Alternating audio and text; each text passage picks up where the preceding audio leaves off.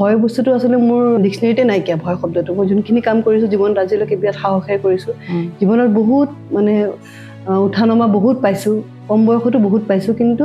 পালেও সেইখিনি প্ৰত্যেকটো মুহূৰ্ত মই যুঁজি আহিছোঁ আৰু আজিলৈকে গুৱাহাটী ইউনিভাৰ্চিটিত কোনো ইণ্ডিপেণ্ডেণ্টলি চিটটো জিকা নাছিলে একমাত্ৰ ময়ে সেইগৰাকী মহিলা আৰু ইণ্ডিপেণ্ডেণ্ট দুটাই মইহে গুৱাহাটী ইউনিভাৰ্চিটিত জিকি আহিছিলোঁ আজি তাৰিখলৈকে তাৰপিছত আৰু নাই আৰু তাৰপিছতো তেওঁলোকক বিলিভ কৰিব পৰা নাছিল দুয়োটা পক্ষই কৈছিল যে এইটো হ'ব নোৱাৰে ৰিকাউণ্টিং কৰিব লাগে তাৰপিছত তাতো সন্দেহ কেনেকৈ জিকিব মানে বিশ্বাস কৰিব পৰা নাই যে অসম্ভৱ কথা এটা ৰিকাউণ্টিং কৰোঁতে বৰ হুলস্থুল হৈছিলে তেতিয়া একদম CRPF নামিব লগা হৈছিলে 3 দিন CRPF ইউনিভাৰ্চিটিত আছিলে থকাৰ পিছত আকৌ ৰিকাউণ্টিং হৈ পুনৰবাৰ আকৌ সেই ৰিকাউণ্টিঙতো আকৌ মই জয়ী হৈছোঁ তোমাৰ কংগ্ৰেছে মানে হাইকমাণ্ডে তোমাক টিকটটো নিদিয়া বা মানে তোমাক বাছনি নকৰাৰ আঁৰত কি থাকিব পাৰে মানে মহিলাৰ বাবে মহিলা হ'লে হয়তো ইমান যুঁজিব নোৱাৰিব এনেধৰণৰ কিবা চিন্তা থাকিব পাৰে নেকি ইয়াৰ ইতিহাসৰ একদম পৌৰাণিক যুগৰ পৰা আজি তাৰিখলৈকে প্ৰত্যেকগৰাকী মহিলাই নিজৰ পৰিচয়টো এষ্টাব্লিছ কৰিবৰ কাৰণে যুঁজি আহিব লগা হৈছে পুৰুষে কম মহিলাই কিন্তু প্ৰত্যেকটো মুহূৰ্তত কিয় যুঁজিব লগা হয় যদি তেওঁলোক মানে ছেল্ফ এমপ্লয়মেণ্ট আমি জেনেৰেট কৰিব নোৱাৰে তেতিয়াহ'লে তেওঁলোকৰ আমাৰ অসমৰ ভৱিষ্যত অন্ধকাৰ সেইকাৰণে মই বিচাৰিছিলোঁ যোনখিনি তাত দেখা পাইছিলোঁ যিখিনি বিজনেছ তাত ডেভেলপ হৈছিলে সেইখিনি সীমিত জ্ঞান লৈ পেলাই মই ভাবিছিলোঁ যে মই আহি পেলাই তেজপুৰতো আমাৰ তেজপুৰ নহয় যদি সুবিধা পালে অসমতো কৰিলোঁ হয় কিন্তু এটা সুবিধা মোৰ নাই তেজপুৰৰে উঠি অহা প্ৰজন্মসকলক এটা দিশ দিবৰ কাৰণে মই চেষ্টা কৰিব মন চাকৰি কিয় এৰিলা বুলি নুসুধো কাৰণ কয় মানুহে যে ACS চাকৰি এটা ৰাজনীতিৰ কাৰণে কিয় এৰিলে কিন্তু মই বিশ্বাস কৰোঁ যে ৰাজনীতিৰ ক্ষেত্ৰখনত দক্ষ মানুহ থাকিব লাগে শিক্ষিত মানুহ থাকিব লাগে গতিকে চাকৰি কিয় এৰিলা বুলি বা চাকৰি এৰি কিয় ৰাজনীতিলৈ আহিলা বুলি মই নুসুধো কিন্তু এটা ভিজনটো নিশ্চিতভাৱে থাকিব ইলেকশ্যনটোত জেনজিৰ ওপৰত বেছি গুৰুত্ব দিয়া হৈছে যুৱ প্ৰজন্মই এটা গুৰুত্বপূৰ্ণ ভূমিকা ল'ব জেনজিৰ বাবে কিবা আছে নেকি তোমাৰ ঘূৰাটো দেখিছোঁ কিন্তু ৰাইজৰ মাজত কিমান সোমাইছা আৰু ৰাইজে কি কৈছে তোমাক কেনেধৰণৰ সমস্যাৰ কথা কৈছে বা ৰাইজে তোমাৰ পৰা কি বিচাৰিছে সেইটো কয়তো ধৰা তুমি যিহেতু আছা আমি পঞ্চায়ত ইলেকশ্যনৰ সময়তো তোমাক দেখিছোঁ ৰাইজৰ পৰা বিশেষত তুমি কি সমস্যা পাইছা অসমীয়া সমাজখন কেনেকুৱা হৈ গৈছে সীমিত হৈ গৈছে আমাৰ মানে এইটোৱে আমাৰ ষ্টেণ্ডাৰ্ড আমি এইটোতে জীয়াই থাকিম তাতকৈ সপোন কিয় দেখিব পাহৰি গৈছে কিয় পাহৰি গৈছে যে আমি ইয়াতকৈ কৰিব পাৰিম সেই আশাটো সেই সপোনটো সেইটো চবতকৈ ডাঙৰ কথা আজি যে মই যে ইলেকশ্যন খেলিব চাকৰিটো এৰি পেলাই আহিলোঁ মোৰ এটা সপোন দেখিবৰ কাৰণে সাহস লাগিব সেই সাহসটো মানুহক দিব লাগিব যে তহঁতে পাৰিবি কিয় নোৱাৰিবি আৰু এতিয়া তোমাৰ ধৰা যিহেতু তোমাৰ দলীয় প্ৰতীক নাই গতিকে এই প্ৰচাৰৰ ক্ষেত্ৰত কেনেকৈ আগবাঢ়িবা মানে বিজেপিৰ যিটো প্ৰচাৰৰ যিটো ধামখুমীয়া কিন্তু আপুনি চাগে কংগ্ৰেছ অফিচত মোক বহুত কম মানুহে দেখা পাব কিন্তু মোৰ গাঁৱতে দেখা পাব সেইকাৰণে মোৰ নিজাববীয়াকৈ বুথত প্ৰত্যেকটো বুথতে মোৰ মানুহ আছে প্ৰত্যেকটো বুথতে মানুহ আছে নিজৰ এটা আজি যে মই ইলেকশ্যন খেলিব সাহস কৰিছোঁ মানুহ যে কালি যে দেখিলে ইমানখিনি মানুহ এইখিনি মানুহ ক'ৰ পৰা আহিছে কাৰণ বুথত মই কাম কৰিছিলোঁ বুথত যোনজন মানুহে কাম কৰিব তেখেতৰ এটা নেটৱৰ্ক এটা নিজে বনি যাব মোৰো জুখি চাবলৈ মন যোনখন মই পৰীক্ষা মানে ইমান দিন পেপাৰখন পঢ়িলোঁ 3 বছৰ ধৰি পেলাই এতিয়া মোৰো জুখি চাবলৈ মন কিনো পঢ়িলোঁ ইমান বছৰে মই চাওঁ সেইদিনাখনো গম পাম যে কিনো কৰিলোঁ মই এনেই ঘূৰি থাকিলোঁ মানে তলকে নে কিবা এটা অৰ্থপূৰ্ণ কাম কৰিলোঁ 4 তাৰিখে মই এটা উত্তৰটো পাম ইলেকশ্যন জিকাই পাব্লিকে ৰাইজে জিকায় সেইকাৰণে ৰাইজে কৈছে যে আমি আছোঁ তুমি আহাচোন ওলাই আহা তুমি অকণমান সাহস কৰি ওলাই আহা আৰু সঁচাকৈ মই মানে অকণমান ভয় লাগি আছিলে কিন্তু মনোনয়ন পত্ৰ দাখিল কৰিব যালোঁ যোৱাকালি মানে তেওঁলোকে কৈছে আজিলৈকে আমি দেখা নাই কোনোবা ইণ্ডিপেণ্ডেণ্ট নিৰ্দলীয় কেণ্ডিডেটৰ লগত ইমান হাজাৰ 3-4 হাজাৰ মানুহ মানে আমি দেখা নাই কেতিয়াও ভিডিঅ'টোলৈ আগবঢ়াৰ আগতে এটা অনুৰোধ জনাওঁ যদি এতিয়ালৈকে আমাৰ চেনেলটো ছাবস্ক্ৰাইব কৰা নাই তেতিয়াহ'লে অনুগ্ৰহ কৰি আমাৰ চেনেলটো ছাবস্ক্ৰাইব কৰি দিব কাৰণ আপোনালোকে ছাবস্ক্ৰাইব কৰিলেহে আমি ভাল ভিডিঅ' আপোনালোকলৈ আগবঢ়াবলৈ উৎসাহ পাওঁ সাহস পাওঁ যদি আমাৰ ভিডিঅ'সমূহ আপোনালোকে ফেচবুক যোগেৰে চাই আছে তেতিয়াহ'লে আমাৰ ফেচবুক পেজটো ফ'ল' কৰিব বা যদি ইউটিউবৰ যোগেৰে চাই আছে তেতিয়াহ'লে ইউটিউব চেনেলটো ছাবস্ক্ৰাইব কৰিব আৰু এতিয়াৰ পৰা আমাৰ পডকাষ্টসমূহ আপোনালোকে স্পটিফাই যোগেও শুনিবলৈ পাব স্পটিফাইত আপোনালোকে আমাক ফ'ল' কৰিব পাৰে এতিয়া যেহেতু নিৰ্বাচনৰ বতৰ গতিকে আমি এতিয়া ৰাজনৈতিক নেতাসকলৰ সৈতে কথা বতৰা পাতিছোঁ বিগত এপিছডত আমি পদ্ম হাজৰিকাৰ সৈতে কথা পাতিলোঁ নদুৱাৰ সমষ্টিৰ বিধায়কগৰাকীৰ সৈতে কথা বতৰা পাতিলোঁ আজি মোৰ অতিথি হৈছে পল্লৱী শইকীয়া হৈছে তেজপুৰ সমষ্টিৰ এগৰাকী নিৰ্দলীয় প্ৰাৰ্থী তেওঁ কংগ্ৰেছ দলৰ পৰা প্ৰাৰ্থিত্ব বিচাৰিছিল কিন্তু কংগ্ৰেছ দলে যেহেতু প্ৰাৰ্থিত্ব নিদিলে গতিকে তেওঁ দল ত্যাগ কৰি এতিয়া নিৰ্দলীয় প্ৰাৰ্থী হিচাপে তেজপুৰৰ পৰা প্ৰাৰ্থিত্ব আগবঢ়াব পল্লৱী শইকীয়াৰ কথা কিছু কওঁ পল্লৱী শইকীয়া হৈছে গুৱাহাটী ইউনিভাৰ্চিটিৰ এগৰাকী প্ৰাক্তন সাধাৰণ সম্পাদিকা তেওঁ নিৰ্দলীয় প্ৰাৰ্থী হিচাপে গুৱাহাটী ইউনিভাৰ্চিটিৰ পৰাও তেওঁ প্ৰাৰ্থিত্ব আগবঢ়াইছিল আৰু সাধাৰণ সম্পাদিকা পদত তেওঁ জয়লাভ কৰিছিল ACS বিষয়া আছিল ACSৰ চাকৰি বাদ দি তেওঁ ৰাজনীতিলৈ আহিল তেওঁ কি প্ল্যান লৈ আহিছে তেওঁৰ প্ৰকল্প কি তেজপুৰৰ দৰে এটা সন্মানজনক সমষ্টিত তেওঁ কেনেধৰণে প্ল্যান কৰি আগবাঢ়িব বিচাৰিছে বা তেওঁ নিজকে প্ৰতিদ্বন্দ্বী হিচাপে আগবঢ়োৱাৰ তেওঁ কাৰণ কি কি কি প্ৰকল্প আছে, তেওঁৰ ইচ্ছা কি কি, এই বিষয়ে আমি কথা পাতিছোঁ। আহক আমি ভিডিঅ'টোলৈ আগবাঢ়োঁ।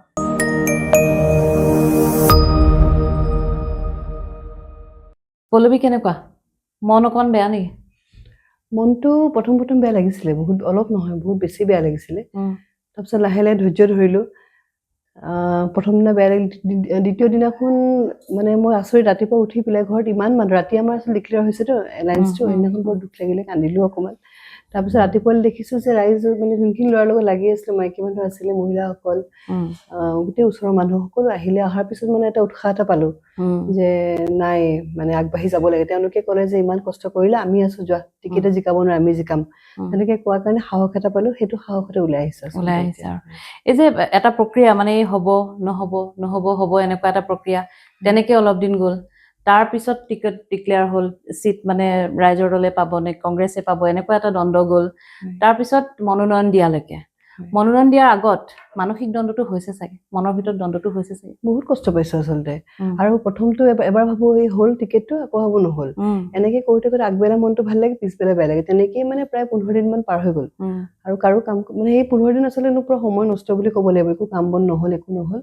তাৰপিছত লাষ্টত বেয়া খবৰটো আহিলে আৰু এলায়েন্স হ'ল বুলি। যি নহওক, পাৰ্টিয়ে যি কাৰণতে নকৰক, এলায়েন্স হ'ল। কিন্তু যোনখিনি এফৰ্ট মই দিলোঁ, ইমান বছৰ ধৰি পেলাই 3-4 বছৰ কাম কৰিলোঁ, তাৰপিছত বহিবৰ কাৰণে মন নগ'ল। ৰাইজেও মোৰ লগত থকা যোনখিনি লাগি থকা আমাৰ কৰ্মী আছিল, তেওঁলোকৰো মনটো ভাঙি গ'ল হয় যদি মই ওলাই নাহিলোঁ হয়। তেওঁলোকৰ সাহসত, ৰাইজৰ সাহসত মই ওলাই আহিছোঁ। এতিয়া মনত কিবা দ্বন্দ্ব, কিবা একো নাই, কনফিউজন একো নাই? এতিয়া পুৰা চব মানে, যদি কাৰোবাৰ বেয়াও পাইছিলোঁ সেইখিনি মই মাফ কৰি দিলোঁ, ক্ষমা কৰিলোঁ মনৰ পৰা। এতিয়া একদম শুদ্ধ মনেৰে, পবিত্ৰ মনেৰে তেজপুৰৰ কাৰণে কাম কৰিবৰ কাৰণে ওলাই আহিছোঁ।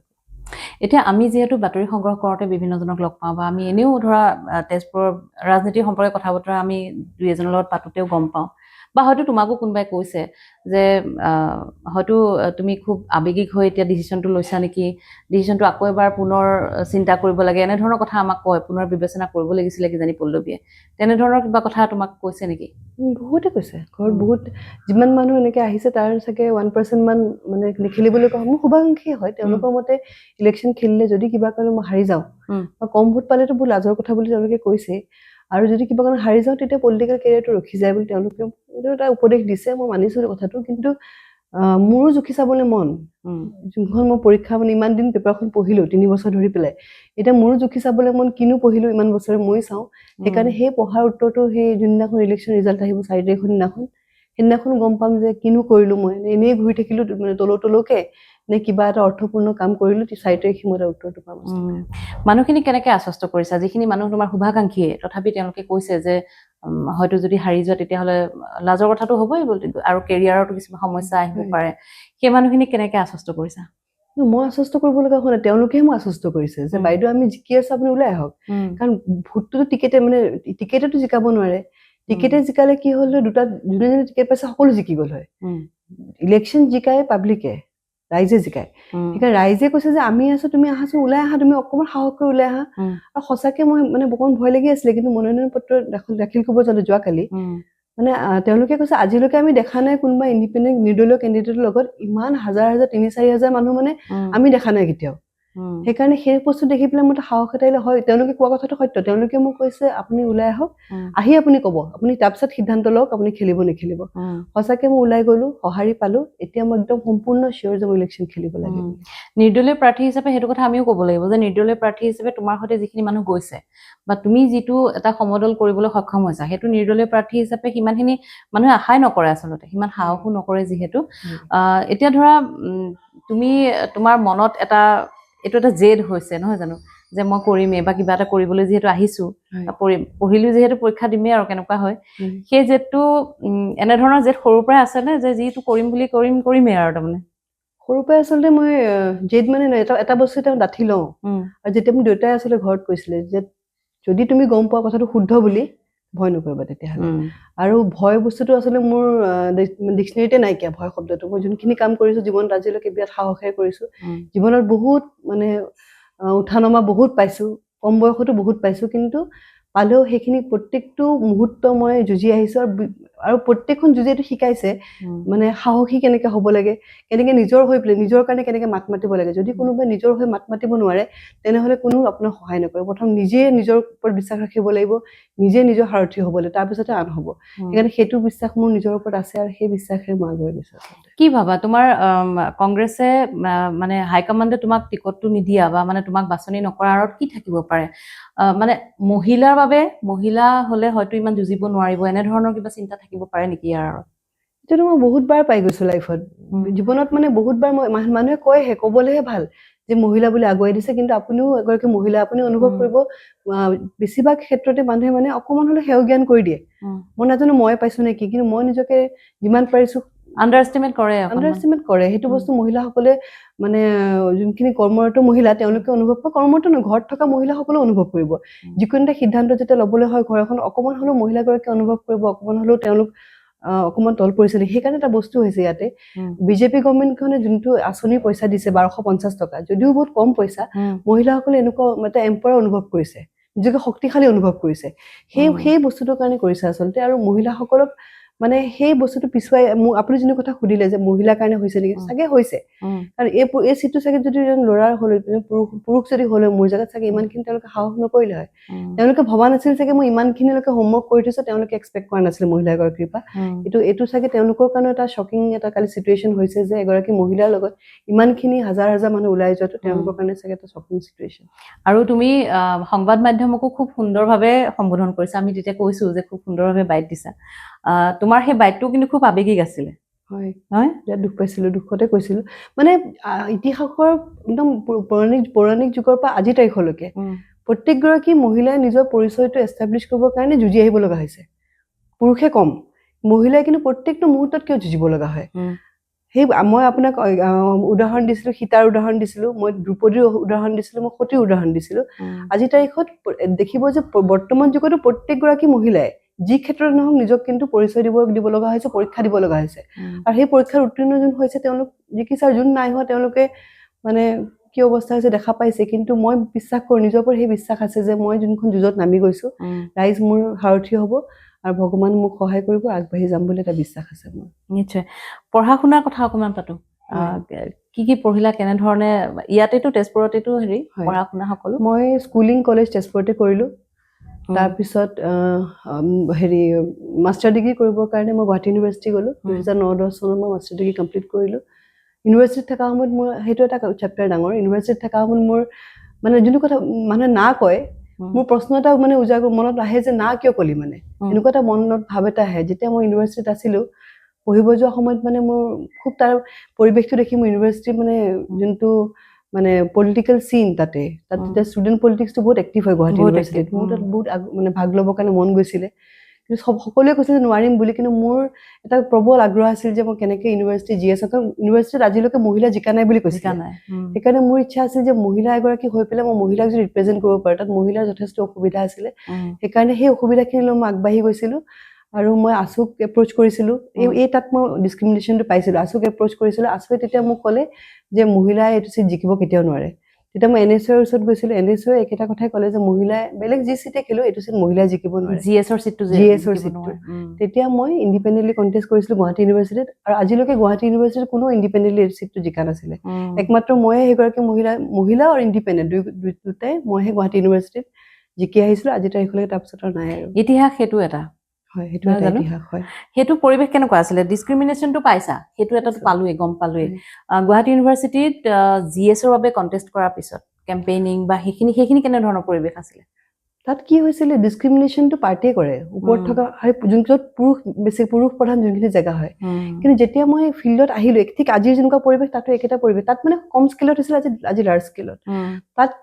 তাত আমাৰ যোনখিনি আমি পঢ়া মোৰ লগৰ ছোৱালী বা ল'ৰা, তেওঁলোকে বহুত ছাপোৰ্ট কৰিছিলে।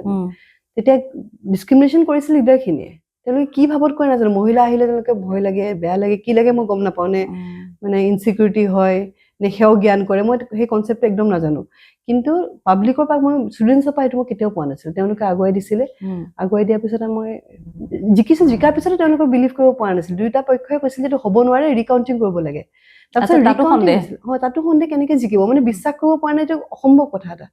ৰিকাউণ্টিং ৰিকাউণ্টিং কৰোঁতে বৰ হুলস্থুল হৈছিলে তেতিয়া একদম CRPF নামিব লগা হৈছিলে 3 দিন CRPF ইউনিভাৰ্চিটিত আছিলে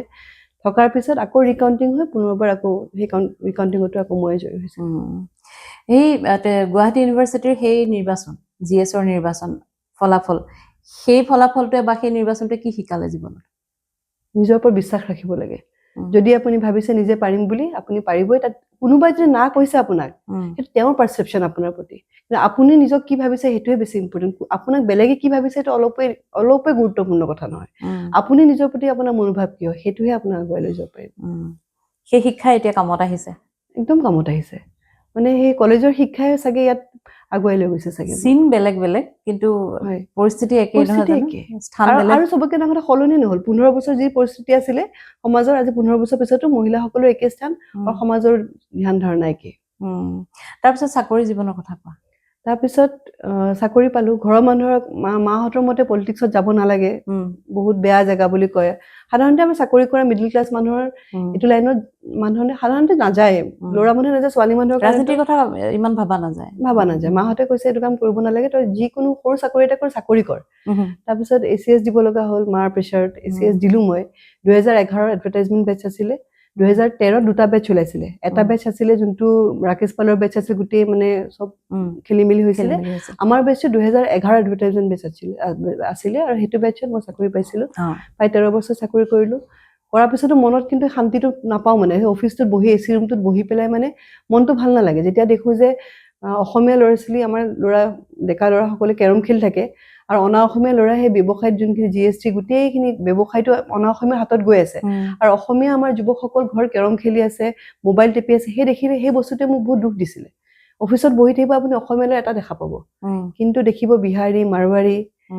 তেওঁলোকৰ প্ৰতি কোনো বেয়া ভাৱ নাই তেওঁলোকে আমাৰ ইকনমি চলাই আছে কিন্তু সমান্তৰালভাৱে আমাৰ ল'ৰা ছোৱালী যদি আগবাঢ়ি যায় কৰ্মবিমুখ কিয় আমাৰ ল'ৰা ছোৱালী বহুত বিমুখ মানে মই যোনটো ডিপাৰ্টমেণ্টে কৰিছিলোঁ টেক্স ডিপাৰ্টমেণ্ট তাত মানে বিজনেছ ৰিলেটেড গোটেইখিনি বস্তু চাকৰি ৰিলেটেড নহয় তাত আপুনি অসমীয়া ল'ৰা দেখিবলৈ নাপাব যোনকেইজন আছে আৰু বৰ্তমান কি হৈছে যোনকেইজন ঠিকাদাৰ আছিল তেওঁলোকো আচলতে গভৰ্ণমেণ্টৰ ভুল পলিচিৰ কাৰণে তেওঁলোকো মৰি যাবলগীয়া অৱস্থা বৰ্তমান হ'ল সেইকাৰণে অসমীয়া যুৱক যুৱতী ব্যৱসায় লাইনত আপুনি দেখাই নাপাব বৰ্তমান কিন্তু যদি ব্যৱসায়লৈ আপুনি আনিব নোৱাৰে যদি তেওঁলোক মানে সেল্ফ এমপ্লয়মেণ্ট আপুনি জেনেৰেট কৰিব নোৱাৰে তেতিয়াহ'লে তেওঁলোকৰ আমাৰ অসমৰ ভৱিষ্যত অন্ধকাৰ সেইকাৰণে মই বিচাৰিছিলোঁ যোনখিনি তাত দেখা পাইছিলোঁ যিখিনি বিজনেছ তাত ডেভেলপ হৈছিলে সেইখিনি সেই সীমিত জ্ঞান লৈ পেলাই মই ভাবিছিলোঁ যে মই আহি পেলাই তেজপুৰতো আমাৰ তেজপুৰ বুলি নহয় যদি সুবিধা পালে অসমতো কৰিলোঁ হয় কিন্তু এতিয়া সুবিধা মোৰ নাই তেজপুৰৰে উঠি অহা প্ৰজন্মসকলক এটা দিশ দিবৰ কাৰণে মই চেষ্টা কৰিব মন চাকৰি এৰাৰ সময়ত ঘৰত কেনেকুৱা পৰিস্থিতি চাকৰি এৰাটোতো কেতিয়াও ভাল পৰিস্থিতি নহয় গোটেই আমাৰ ঘৰৰ ভিতৰৰ কথা ক'ব গ'লে চাকৰি এৰি দিয়াটোতো ঘৰৰ মানুহে সাধাৰণভাৱে কেতিয়াও নলয় কেতিয়াও গ্ৰহণ নকৰে মানে তেওঁলোকে মোৰ মনৰ অৱস্থাটো বুজিছিলে কিন্তু তথাপিও চাকৰিটো এৰাৰ লগে লগে আমাৰ ঘৰখন চেডলিবেডলি হৈ গ'ল চেডলিবেডলি কেনেকে হৈ গ'ল আমি এটা দুজনে চাকৰি কৰোঁ মোৰ হাজবেণ্ড তেখেত চাইণ্টিষ্ট হয় ICR বুলি কয় Indian council of agriculture research তাৰে তেখেত প্ৰিন্সিপাল চাইণ্টিষ্ট মই চাকৰি এটা কৰিছোঁ চাকৰি কৰিলে ডিচিপ্লিনত ঘৰ এখন চলে মাহেকৰ মোৰ দৰমহাটো আহে এটা হিচাপত চলি থাকে যেতিয়া আপুনি কাম কৰা মহিলা আপুনি গম পায় যেতিয়া মোৰ দৰমহাটো বন্ধ হৈ গ'ল তেতিয়া অকণমান অসুবিধা আমাৰ হৈ গৈছিলে লগতে ল'ৰা ছোৱালী আছিল ল'ৰা ছোৱালী স্কুলখন মানে আমি ইয়ালৈ শ্বিফ্ট কৰি দিলোঁ শ্বিফ্ট কৰাৰ কাৰণে তেওঁলোকেও মনত কষ্ট পালে তেওঁলোকৰ যোনখিনি বন্ধু আছিল সেইখিনি এৰা এৰি হ'ল মোৰ গুৱাহাটী ঘৰখন এতিয়া য'ত ঘৰ এখন আছিলে ঘৰখন এতিয়া একদম জংঘল চংঘল হৈ অৱস্থা নাই বহুতখিনি খেলি মেলি হ'ল হৈ আজি এইটো চিটুৱেশ্যন য'ৰ পৰা মই এতিয়া বেক কৰিব নোৱাৰা এটা পজিশ্যন হৈ গ'ল সকলোৱে কৈছে তুমি ঘূৰি আহা কিন্তু ঘূৰি আহিব মোৰ পজিশ্যনত মই নাইকিয়া এতিয়া চাকৰি কিয় এৰিলা বুলি নুসুধো কাৰণ কয় মানুহে যে ACS চাকৰি এটা ৰাজনীতিৰ কাৰণে কিয় এৰিলে কিন্তু মই বিশ্বাস কৰোঁ যে ৰাজনীতিৰ ক্ষেত্ৰখনত দক্ষ মানুহ থাকিব লাগে শিক্ষিত মানুহ থাকিব লাগে গতিকে চাকৰি কিয় এৰিলা বুলি বা চাকৰি এৰি কিয় ৰাজনীতিলৈ আহিলা বুলি মই নুসুধো কিন্তু এটা ভিজনটো নিশ্চিতভাৱে থাকিব তুমি কৈছা বিভিন্ন সময়ত যে তেজপুৰৰ কাৰণে কিছুমান চিন্তা আছে প্ৰকল্প আছে কি ভাবি পেলাই মানে কি ভাবি আগুৱাইছে তেজপুৰৰ কাৰণে কিছুমান যদিও অকণমান সময় আছে মই এতিয়া ক'ব পাৰোঁ তেজপুৰত এটা বস্তু মোৰ মা দেউতাৰ বয়স হৈছে 70+ তেওঁলোক আৰু ওচৰৰ পাজৰ সকলোৱে এটা বয়স হ'ল আমাৰ ঘৰৰ ওচৰৰ দেখা পাওঁ সকলোৰে এটা ভয় থাকে যদি ষ্ট্ৰক হয় কি হ'ব বৰ্তমান দেখিছে যে কোভিডৰ সময়ৰ পিছৰ পৰা বহুত বেছি ষ্ট্ৰকৰ ৰেট বহুত বাঢ়িছে ডেকা ল'ৰা ছোৱালী মৰিছে হাৰ্ট এটেক আৰু ষ্ট্ৰক যদি ষ্ট্ৰকৰ হাৰ্ট এটেকৰ এটা কথা আছে যদি আমি 3 ঘণ্টাৰ ভিতৰত যদি আমি ট্ৰিটমেণ্টটো পাওঁ তেতিয়াহ'লে বচা চান্স 50%ৰ ওপৰ হৈ যায় কাৰণ সেইটো এটা সুবিধা আছে কিন্তু আমাৰ তেজপুৰত যোনখিনি মেডিকেল ফেচিলিটি বৰ্তমান আছে সেই ফেচিলিটি এজন পেচেণ্ট বচাব পৰা অৱস্থাত নাথাকে কিন্তু একে যদি জিএনআৰচিলৈ আপুনি লৈ যায় বা ডাঙৰ এখন হস্পিটেল লৈ যায় তাত কি সুবিধা আছে গম নাপাওঁ কিন্তু সেইখিনি সুবিধাই কিন্তু পেচেণ্ট বাচি যায় তাত চাগে ডক্টৰছ আছে আৰু কিবা মেচিন চাগে আছে সেই ডিফাৰেঞ্চটো সেই দুটাই হয় মোৰ মানে আমাৰ এটা প্ৰবল ইচ্ছা আছিলে যে যোনখিনি আমাৰ ইনফ্ৰাষ্ট্ৰাকচাৰ মানে ডাঙৰ হস্পিটেলছবোৰতো আমাৰ আছে মেচিনছে নাইকিয়া মেচিনছখিনি যদি আমি CSR ফাণ্ড আপুনি গম পাই যে CSR ফাণ্ড থাকে কোম্পানীজবিলাকে এটা নিজৰ প্ৰফিটৰ এটা পাৰ্চেণ্টেজ ছ'চাইটিৰ নামত তেওঁলোকে ডনেট কৰে ছ'চিয়েল ৱৰ্কছৰ কাৰণে তেনেকুৱা যদি CSR কোম্পানী আমি যদি ধৰিব পাৰোঁ ভাৰতত বহুত আছে ভাৰতৰ বাহিৰতো বহুত আছে ভাৰততো বহুত আছে তেনেকুৱা কোম্পানী যদি তেওঁলোকক যদি আমি অসুবিধাটো জেনুইনলি দেখাওঁ যে নৰ্থ বেংকত ইফালে আপুনি ওৰাঙৰ পৰা ধৰকচোন ওৰাঙৰ পৰা ইফালে আপুনি একেবাৰে কলিয়াবৰৰ পৰা ধৰি একেবাৰে সেই চাইডে আপুনি মানে যোৰহাটৰ বোকাখাটৰলৈকে ইয়াত 3 ঘণ্টাত পাব পৰা লোকেশ্যনটোৰ কথা কৈছোঁ সেই লোকেশ্যনৰ ভিতৰত আমাৰ তেনেকুৱা সুবিধা নাইকিয়া যদি সেই অসুবিধাটো জেনুইনলি আমি CSR ফাণ্ড আমি আনিব পাৰোঁ তেতিয়া আমি কিছু মেচিনছ আমি এষ্টাব্লিছ কৰিব পাৰোঁ ডক্টৰছ আমি আনিব পাৰোঁ CSR ফাণ্ডো হেল্প কৰিব লগতে মই ভাবিছিলোঁ যদি আমি প্ৰত্যেকখন ঘৰে যদি 200 টকাকেও যদি কণ্ট্ৰিবিউট কৰে তেতিয়া যিকোনো ধৰক অসুবিধা যদি হয় এমাৰ্জেঞ্চি হয় যদি তেতিয়া আমি এম্বুলেঞ্চৰ ফ্ৰী ছাৰ্ভিচ আৰু লগতে 24 ঘণ্টাৰ যোনটো ট্ৰিটমেণ্ট কাৰণ এখন ঘৰৰ পইচা আমি মিডিল ক্লাছ ঘৰ এখনে পইচা যোগাৰ কৰিব 24 ঘণ্টা সময় লাগে বেংকত থাকিলেও লাগিব মাটিটো বন্ধকত দিবলৈও লাগিব প্ৰথম 24 ঘণ্টাৰ ট্ৰিটমেণ্ট আমি ফ্ৰী ব্যৱস্থা কৰিম সেই 200 টকা যোনটো কালেকশ্যন হ'ব প্ৰত্যেকখন ঘৰৰ পৰা সেই পইচাটো কাৰণ ষ্ট্ৰ'ক এটা এনেকুৱা বস্তু নহয় চবৰে হয় কাৰবাৰ হয় কিন্তু সেই 200 টকাটো মোৰ 200 টকাটো আপোনাৰ কামত আহিব আপোনাৰ 200 টকাটো মোৰ কামত আহিব সেইটো গম পোৱা নাযায় গম নাপায় কিন্তু প্ৰত্যেক মাহৰে 200 টকা কণ্ট্ৰিবিউশ্যনটোৱে এটা মানুহৰ হ'লেও জীৱনটো বচাব আমি সেইটো এটা প্লেন কৰিছিলোঁ সেইটো নিজে এটা ফাণ্ড জেনেৰেট হ'ব যোনটো ফাণ্ডৰ পৰা আমি ডক্টৰৰ দৰমহাও আমি দিব পাৰিম লগতে যোনখিনি প্ৰথম 24 ঘণ্টা যোনটো ক্ৰুচিয়েল ট্ৰিটমেণ্ট সেই ট্ৰিটমেণ্টটো আমি কৰিব পাৰিম দেখিবলৈ 200 টকাটো কম পইচা কিন্তু সেই 200 টকাতেই কিমান জীৱন বাচিব আমি আমি এটা প্ৰজেক্ট আমি হাতত ল'ব পাৰোঁ তাত আমি কোনো গভৰ্ণমেণ্টৰ ইনিচিয়েটিভ পাব নালাগে মেচিনছখিনিৰ কাৰণে CSR ফাণ্ডটো লাগিব বাকী ৰাইজৰ 200 টকাতেইটো হৈ যাব দ্বিতীয় কথাটো হ'ল আমি ভাবিছিলোঁ টুৰিজিম তেজপুৰখন কয় টুৰিজিমৰ দিশত বহুত মানে স্ক'প আছে বুলি কয় কাৰণ কাজিৰঙাখন ওচৰত আছে আমাৰ অৰুণাচলখন ওচৰত আছে কিন্তু আজিকালি তেজপুৰত টুৰিজিম বুলি ক'বলৈ সেই গণেশঘাটত পিকনিক খাবলৈ উত্তমান মানুহ আহে তাৰ বাদে টুৰিজিম বুলি একো বস্তুৱে নাইকিয়া এইটো ট্ৰানজিট পইণ্ট এটা হৈ আছে ট্ৰানজিট পইণ্টৰ বাদে একো হৈ থকা নাই বৰ্তমান কিন্তু তেজপুৰখন এটা সময়ত টুৰিজিম প্লেচ বুলি আমি জানিছিলোঁ অসমৰ পৰ্যটন ক্ষেত্ৰৰ এইটো এটা একদম কেন্দ্ৰ আছিলে কিন্তু সেই কেন্দ্ৰ এটা কেন্দ্ৰ হৈ থকা নাইকিয়া চব সেইখন কলপাৰ্ক যেনেকৈ আছে তেনেকেই আছে দিনে দিনে শেষ হৈ আহিছে ৰাস্তা পদূলি আপুনি চাব নোৱাৰে এটাও ডাষ্টবিন নাই সেই উত্তৰটো বুজিয়ে নাপাওঁ যে ডাষ্টবিন কিয় নাই তেজপুৰত আপুনি নিজে বিচাৰি চাব এটাও ডাষ্টবিন নাই তেজপুৰত কিন্তু ক'তো এনেকুৱা জেগাত এখন ডাষ্টবিন নথকা তেজপুৰত ডাষ্টবিন নাই য'তে ত'তে জাবৰ পেলাই যদি এটা ভাল ৱেষ্ট মেনেজমেণ্ট ছিষ্টেম থাকে তেজপুৰখনৰ ইমান সুবিধা আছে আমি তেজপুৰখন পুতলাৰ দৰে সজাই তুলিব পাৰিম ধুনীয়াকৈ সজাই তুলিব পাৰিম পাহাৰ আছে নদী আছে কি ধুনীয়া সেই যদি আমি তেনেকুৱা এটা টুৰিজিম স্পট হিচাপে লওঁ তেতিয়া আমি তেজপুৰখনৰ আমি টুৰিজিম ক্ষেত্ৰত বহুত আগুৱাই লৈ যাব পাৰিম আৰু টুৰিজিম ক্ষেত্ৰত আগবাঢ়িলে আমাৰ এমপ্লয়মেণ্ট নিজে নিজে জেনেৰেট হ'ব তৃতীয় কথা হ'ল মহিলাসকলৰ কাৰণে কিছুমান সৰু ক্ষুদ্ৰ ব্যৱসায় যদি আৰম্ভ কৰি যায় লাহে লাহে বন্ধ হৈ গৈছে মহিলাসকল কৰ্মবিমুখ হৈ গৈছে আৰু বিমুখ হোৱাৰ কাৰণ হ'ল কি কৰিব লাগিব তেওঁলোকে সঠিক ডাইৰেকশ্যন নাইকিয়া তেওঁলোকে লিডাৰশ্বিপ দি লৈ যোৱা কাম কৰিব সকলোৰে মন যায় পইচা সকলোৰে পচন্দ হয় ঘৰখন চলাবলৈ সকলোৰে আশা থাকে কিন্তু বস্তুটো হ'ল যে তেওঁলোকে ডাইৰেকশ্যন পোৱা নাই সেই দিশটো দিবলৈ মন মোৰ কিছুমান সৰু ইণ্ডাষ্ট্ৰিজ মই যেনে ক'লো মই টেক্স ডিপাৰ্টমেণ্টত চাকৰি কৰিছিলোঁ মই 13 বছৰ ধৰি বিজনেছ ৰিলেটেড কামতে মই আছোঁ সেইকাৰণে সেইখিনি আইডিয়া মোৰ আছে কেনেকৈ চাকৰি 13 বছৰ কৰিলা 13 বছৰ কৰিছোঁ আৰু যিহেতু বিজনেছ ৰিলেটেড চাকৰি মই কৰিছোঁ মই সৰু সৰু ব্যৱসায় কিছুমান আইডিয়া মোৰ হৈ গৈছে 13 বছৰ সেইকাৰণে মহিলাসকলক তেনেকুৱা ব্যৱসায় আগবঢ়াই দিবৰ কাৰণে মই মহিলাসকলে কিছুমান প্ৰডাকশ্যন কৰালৈকে পুৰুষসকলৰ ডিষ্ট্ৰিবিউশ্যন বা চেলছত তেওঁলোকৰ নিজে নিজে তেওঁলোকৰ এটা ইনকাম এটা বিজনেছ হোৱাৰ লগত তাৰ লগত অনুষংগিক 4-5টা বিজনেছ বাঢ়ি যায় লগতে মোৰ এটা বহুত ডাঙৰ সপোন আছে যোনখন আমাৰ মৰা ভৰলী দলং ব্ৰিজ আছে নদীখন সেই নদীখন মৰা নদীৰ নিচিনাই হৈ গৈছে তাত যদি আমি ফিচাৰী যদি প্ৰকল্প কৰোঁ প্ৰায় 4-5 কিলোমিটাৰ দীঘল এখন নদী তাত যদি আমি ফিচাৰী ব্যৱস্থা কৰোঁ যদি ভাল লোকেল আমি মাছে পুহিলোঁ তেতিয়া অন্ধ্ৰৰ পৰা যোনখিনি মাছ আহে তাত মানে কিমান ঔষধ মিহলি কৰে কিমান স্বাস্থ্যৰ কাৰণে হানিকাৰক তেনেকুৱা নকৰি পেলাই তাত আমি কিছুমান মানে মৎস্য পালনৰ যে প্ৰকল্প আমি আৰম্ভ কৰোঁ তেতিয়া অকল আমাৰ তেজপুৰতে নহয় গোটেই নৰ্থ বেংক ওচৰ পাজৰে গোটেইখিনি জেগাতে আমি এই যোনটো মানে মাছ পালনৰ যোনটো উদ্যোগ সেই উদ্যোগটো আমি বঢ়াই লৈ যাব পাৰিম তাৰপিছত থাকিলে আমাৰ জ্যোতি বিষ্ণুৰ মানে জেগা বুলি যিহেতু কয় কিন্তু আপুনি দেখিবলৈ পাব যে তেওঁলোকৰ কাৰণে কোনো ধৰণৰ মানে একোৱে নকৰিলে আৰু তেজপুৰে যদি নকৰে আৰু কোনেও নকৰে মই যদি মোৰ ঘৰৰ মানুহজনৰ কাৰণে মই যদি নকৰোঁ বাহিৰৰ মানুহৰ পৰা আমি এক্সপেক্ট কৰিব নোৱাৰোঁ পৰিচয়টো সেইখিনি কিন্তু সেই পৰিচয়টো হৈ থকা নাই নৱপ্ৰজন্মই নাজানিবই নতুনকৈ আজিৰ আজি যদি কোনোবা মোৰ ল'ৰা ছোৱালীয়ে হয়তো চাগে তেওঁলোকক মানে পৰিচয় কৰাব বহুত সময় লাগিব ধৰক আপুনি গীত মাতৰ কথাই আহিলো তেওঁলোকৰ কিমান কণ্ট্ৰিবিউশ্যন আছে প্ৰত্যেকটো সমাজৰ প্ৰত্যেক ক্ষেত্ৰতে আছে কিন্তু সেইখিনি আমি ধৰি ৰাখিব পৰা নাই আৰু লাহে লাহে লুকাব সমাধি কেইখনৰ অৱস্থাই বেয়া জংঘল হৈ কি অৱস্থা দেখিছে অৱস্থা নাই প্ৰত্যেকটো আৰু অকল সমাধি বুলিয়ে নহয় তেওঁলোকক জীয়াই মানে মহান আমাৰ যোনখিনি আমাৰ জাতিৰ পৰিচয় তেওঁলোকক আমি মানে জীয়াই ৰখা দায়িত্ব আছিল তেজপুৰবাসী আমি চেষ্টা কৰিবলৈ জীয়াই ৰাখিবৰ কাৰণে আৰু এতিয়া ইলেকশ্যনত এইবাৰ ইলেকশ্যনটোত জেনজিৰ ওপৰত বেছি গুৰুত্ব দিয়া হৈছে যুৱ প্ৰজন্মই এটা গুৰুত্বপূৰ্ণ ভূমিকা ল'ব জেনজিৰ বাবে কিবা আছে নেকি তোমাৰ জেনজিৰ বাবে মই এটা আমি হয় তেজপুৰ ইউনিভাৰ্চিটিখন ইয়াত আছে আৰু যেনেকে ঠিক ক'লো মেডিকেল ক্ষেত্ৰত যেনেকে হাব হয় চেণ্টাৰ প্লেচ হয় আমি এডুকেশ্যনৰ ক্ষেত্ৰতো চেণ্টাৰ প্লেচ হয় আমি ইয়াত আপুনি দেখিবলৈ পাব যে অসমত মানে IAS বিষয়া বা ACS কওঁ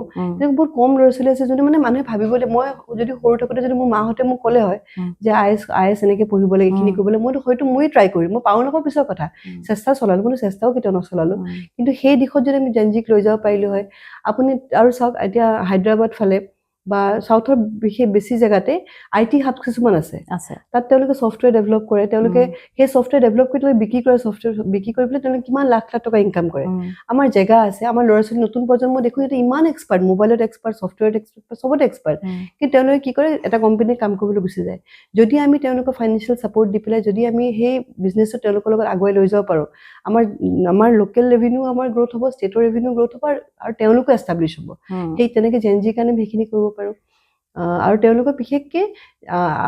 যোনখিনি আজিকালি দেখিবলৈ পাব মদৰ দোকান আৰু ড্ৰাগছ প্ৰত্যেকটো জেগাতে ড্ৰাগছৰ ইমান মানে বাঢ়িছে মই শুনা পাওঁ মানে চব জেগাতে ড্ৰাগছ পায় আজিকালি আৰু ল'ৰা ছোৱালীবোৰ ড্ৰাগছ খাই খাই পৰি থাকে তেতিয়া সেই নতুন জেনেৰেশ্যনটো আমি দিশ দিব লাগিব এটা মোবাইল অনবৰত মোবাইলটো চাই থাকে আৰু কৰিবলৈ একো নাইকিয়া মোবাইলে চাই থাকে সেই দিশটো দিবলৈ এজনটো কোনোবা লাগিব মোৰ ইচ্ছা আছে নতুন প্ৰজন্মক মই নতুন প্ৰজন্ম হৈ থকা নাই তথাপি ঠিক মাজত মই আছো আৰু জেনজি হৈ থকা নাই ঠিক মাজৰ পজিশ্যনত আছো মোৰ ইচ্ছা আছে তেওঁলোকে এটা দিশ দিবৰ কাৰণে তেওঁলোকে কি কৰিলে তেওঁলোকে ফাইনেন্সিয়েলি আৰু মানে মেণ্টেলি স্পিৰিচুৱেলি তেওঁলোকে এনেকৈ আগবাঢ়ি যাব পাৰিব এটা ডাইৰেকশ্যন দিবৰ কাৰণে মন আছে কংগ্ৰেছত জইন কৰাৰ পিছত গ্ৰাছ ৰুটত কিমান সোমাব পাৰিলা আৰু ঘূৰাটো দেখিছোঁ কিন্তু ৰাইজৰ মাজত কিমান সোমাইছা আৰু ৰাইজে কি কৈছে তোমাক কেনেধৰণৰ সমস্যাৰ কথা কৈছে বা ৰাইজে তোমাৰ পৰা কি বিচাৰিছে সেইটো কয়তো ধৰা তুমি যিহেতু আছা আমি পঞ্চায়ত ইলেকশ্যনৰ সময়তো তোমাক দেখিছোঁ ৰাইজৰ পৰা বিশেষত তুমি কি সমস্যা পাইছা বা ৰাইজে কি বিচৰা দেখিছা চবতকৈ ডাঙৰ অসুবিধাটো পইচা ঘৰ চলিবলৈ প্ৰত্যেকজন মানুহৰে মানে তলি উদং মানে আচৰিত কথা যে গভৰ্ণমেণ্টে এইখন গভৰ্ণমেণ্টক মোক ক্ৰিটিচাইজ কৰিব যোৱা নাই কিন্তু গভৰ্ণমেণ্টে যোনখিনি আঁচনি লৈছে বুলি কৈছে আঁচনি এটা ভাল বুলি তেতিয়া ক'ম যেতিয়া ফাইনেন্সিয়েলি তেওঁলোকে এষ্টাব্লিছমেণ্ট হৈ গৈ থাকিব কিন্তু সেইটো কথা কোৱাটো ভুল যে মই আজি 30,000 মানুহক আঁচনি দি আছো কাইলৈ 50,000 মানুহক আঁচনি দিম সেইটো বস্তু হ'ল গভৰ্ণমেণ্টখনৰ মানে ফেইলাৰ বুলি ক'ম যদি 30,000 আঁচনি যদি 20,000লৈ আনিলে হয় মানে সেইকেইজন মানুহ ফাইনেন্সিয়েলি ইণ্ডিপেণ্ডেণ্ট হৈ গৈ আছে আমাৰ ছাকচেছ তেতিয়াহে হ'ব যদি আমি এজন মানুহক মানে তেওঁ নিজৰ ইনকাম নিজে কৰিব পাৰে তেতিয়াহে কিন্তু আমি যদি তেখেতক যদি প্ৰত্যেক মুহূৰ্ততে যদি ছাপোৰ্ট কৰি গৈ থাকোঁ আকৌ লোন লৈ পেলাই তেতিয়া শুদ্ধ কথা আচলতে নহয় বুলি মই ভাবোঁ সেইকাৰণে ৰাইজৰ চবতকৈ ডাঙৰ অসুবিধাটো হৈছে ঘৰ চলাবৰ কাৰণে বহুত অসুবিধা এটা বেমাৰ হ'লে আঁচনিবোৰে একো সহায় কৰা নাই নেকি 1200 টকা দি বহুত সহায় নহয় সেই 1200 টকাটোত মানে মই এনেকৈ ভাবোঁ সেই 1200 টকাটোতকৈ যদি ফিক্স কিবা এটা তেখেতৰ পাৰ্মানেণ্ট ইনকাম হ'লে 1200 টকাটো এতিয়া মানুহে মানে নিজৰ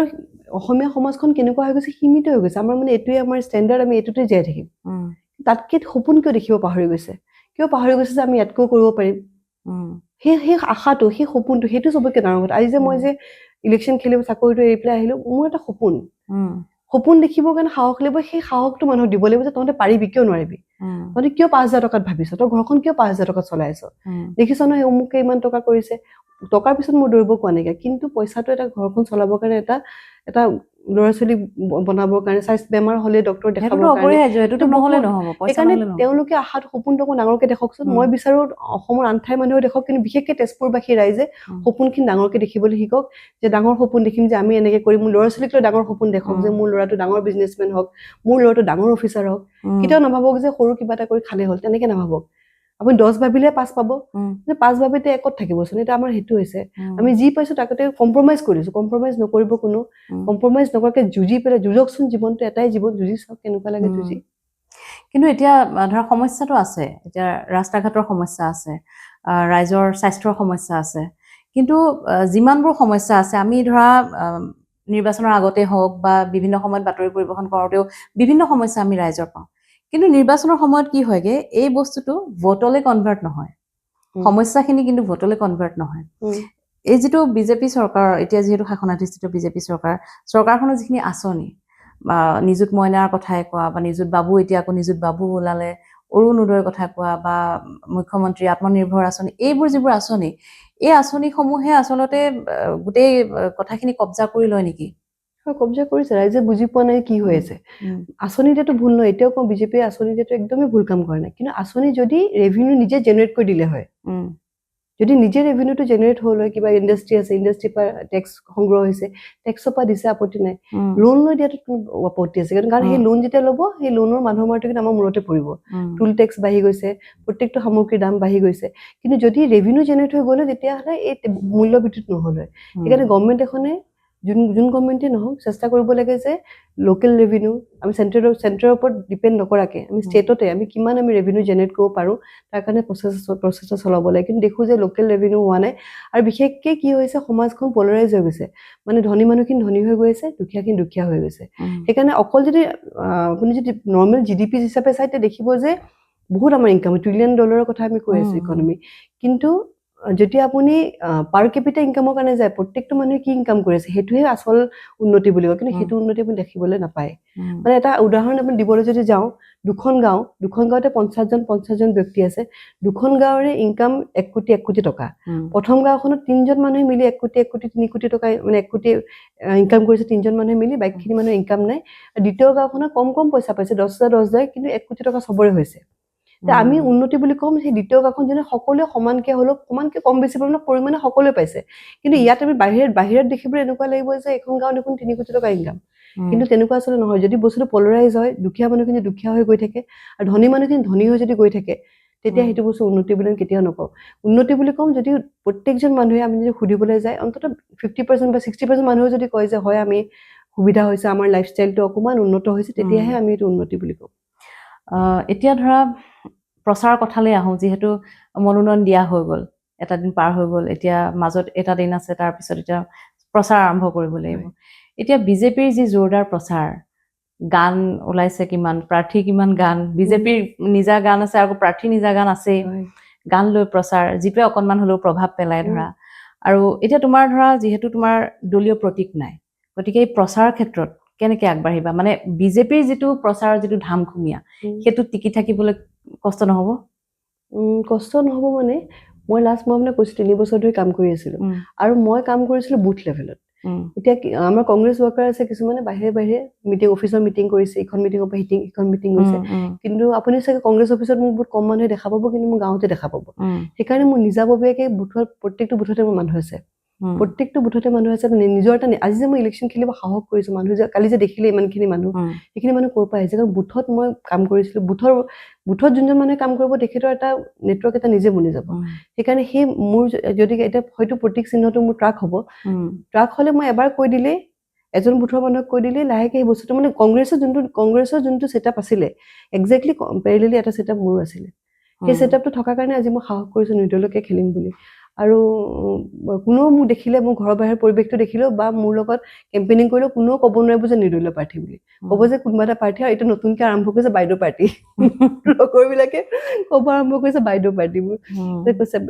কৈছে বাইদেউ আমি পাৰ্টি নহয় বুলি নকওঁ আমি পাৰ্টিয়ে হয় আমি আৰু তেজপুৰীয়া পাৰ্টি বুলি আমি ক'ম তেজপুৰৰ বাইদেউ পাৰ্টিত আমি আছোঁ বুলি ক'ম আৰু আমি তেনেকৈ কাম কৰিম বাইদেউ মৰসাহ এটা কৰিবলৈ ওলাইছা একদম জুইত জাপ মৰা কাম যদি জিকি গ'লো তেতিয়া ঠিকে আছে জিকাটো চবে মোক হাঁহিছে যে বিষ্ণু ৰাভা জিকিছিলে তেখেত ভগৱান বিষ্ণু ৰাভা নিৰ্দলীয় হৈ বিষ্ণু ৰাভা জিকিছে হয় তেখেত ভগৱান কিন্তু আমি মানে সৰু মানুহ তথাপি চেষ্টা এটা কৰিছোঁ মই যেনেকৈ ক'লোঁ সপোন দেখাত কোনো বাধা নাই সপোন দেখক যদি এবাৰ নিজকে জুখি চাওঁ কিনো কৰিলোঁ মই সেইকাৰণে সপোন দেখিছোঁ চেষ্টা কৰি চাওঁ কি কৰিব পৰা যায় নিশ্চিতভাৱে পঢ়িছা যেতিয়া পৰীক্ষাটো দিয়া যাওক নহয় জানো কি হয় দেখা যাব শুভেচ্ছা থাকিল তোমালৈ ধন্যবাদ ব্যস্ততাৰ মাজতে অকণমান সময় দিলা ধন্যবাদ আৰু শুভেচ্ছা থাকিল ধন্যবাদ